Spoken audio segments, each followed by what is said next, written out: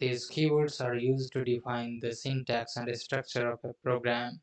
So we cannot use these words as a variable name or a function name. In Python, keywords are case sensitive. Case sensitive means the characters are treated differently depending on whether it is uppercase or lowercase. So if we write capital A equal to 5 and A equal to 7, means these two things are different. Python has a lot of keywords. The number keep on increasing with the new features coming in Python. In Python 3.10, there are 35 reserved words. That is, there are 35 keywords. You cannot use these 35 keywords as a function name or any identifier name. You can get the complete list of Python keywords using Python Interpreter Help utility. Open CMD. So here type Python. So after typing Python and pressing enter, the Python interpreter opened.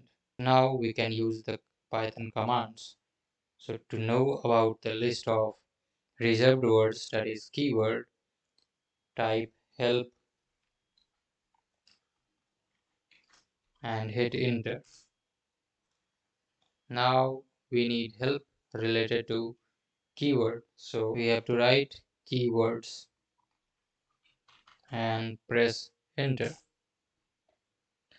As you can see, these are the reserved words in Python. These are 36.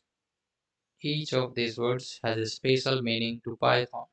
So whenever Python sees any of these words, it already knows what is the meaning of these words. That's why you cannot use these names as identifier, which is variable name or function name. Okay.